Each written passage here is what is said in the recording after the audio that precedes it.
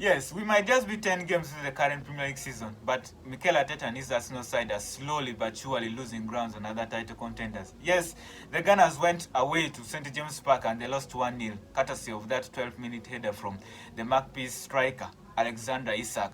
On a positive note, though, Mikel Arteta's side will be so glad that Manchester City were on the receiving end to losing 2-1, of course, away to Bournemouth. A very tricky ground to play. That's the Vitality Stadium, because their last two victories at home have been against very top sides, one of our best that we can offer. That's the Premier League. Of course, they won.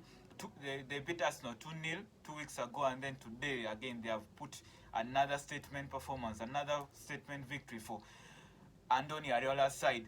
To add salt to the injury though for Arsenal is the fact that Arne Slot and his Liverpool side, wow, they continue their high momentum run into the new campaign. Of course, so many of us never saw this coming.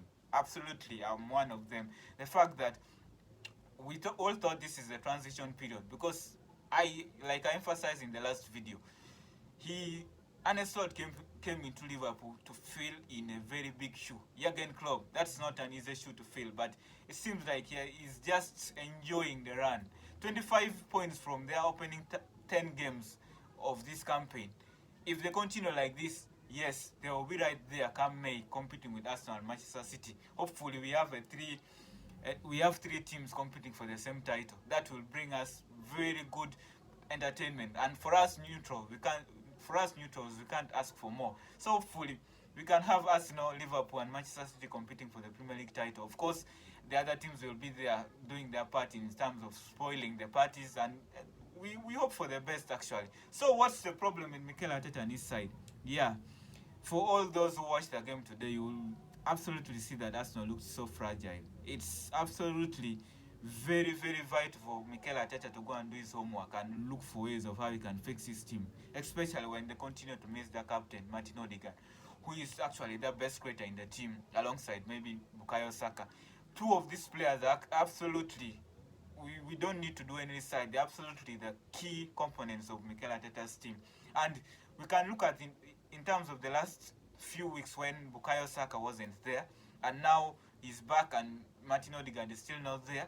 Bukayo Saka actually carrying the team in the last draw at home against Liverpool. So how are you going to compete with a very good team like Manchester City, and for example, a team like Liverpool, who are continuing to prove the doubters wrong? Absolutely, I'm one of the doubters, because I never thought Liverpool, and I continue to doubt them, though I would love to absolutely see, like I've said, to have three teams competing for the Premier League title. So Mikel Arteta really has his homework cut out. He has to look for all means. So he will absolutely kill or do anything to make sure that Martin Odeegard, is back for the team. And that will be so vital. Yeah, you can put Trossard in 10. Yeah, he's a very neat and decent player. But it's not Martin Odeegard. We are talking about one of the best creators in world football, not just in European football. And there is no argument about that. That's how crucial Martin Odeegard has been for Arsenal, at least in the last 2 seasons. So Mikel Arteta and, for example, the sporting director, Edu Gaspar, they have to do something about this Arsenal side if they really want to win the Premier League title, and hopefully put an end to their 2 decades of not winning the Premier League title. The winter transfer window is coming up. It seems like Arsenal cannot do without Bukayo Saka and Martin Odeegard in that team. And we don't need to really argue on that, because it's so clear. The team today looked so fragile, like I've said. They lacked creativity. The team was so clueless. Mikel Arteta seems to have no plan B completely, because when he looks on his bench, he will see absolutely. For example, if you're bringing people like Gabriel Jesus to change the game, and you're trailing 1-0 at a very tough atmosphere like St. James Park, you're bringing players like Jorginho to come and change the game. Those are not players, because for example, when you look at Manchester City, I'm comparing the best, okay? I'm comparing Arsenal with the best. They are bringing players like Bernardo Silva, for example. They are bringing players like maybe Matheus Nunes. If you look at the Matheus Nunes of the last 3 weeks, he has been a very good player for the team. And without injuries, absolutely, Arsenal doesn't even go close to that Manchester City team in terms of the quality. Not just in terms of the first 11, but also the players on the bench, the choices that the options that Pep Guardiola has, and you put it into comparison to what Mikel Arteta has in his Arsenal team. So he really needs support from the Arsenal hierarchy. By all means, if you want to really top Manchester City and win that Premier League title, they really have to help him. They need to sign quality backups. So, for example, Bukayo Saka and Martin Odeegard. Because without those two players, Arsenal have proven that they cannot do anything without them. They have been grinding out victories. Of course, some victories are, for example, against Paris Saint-Germain in the Champions League 3 weeks ago at home.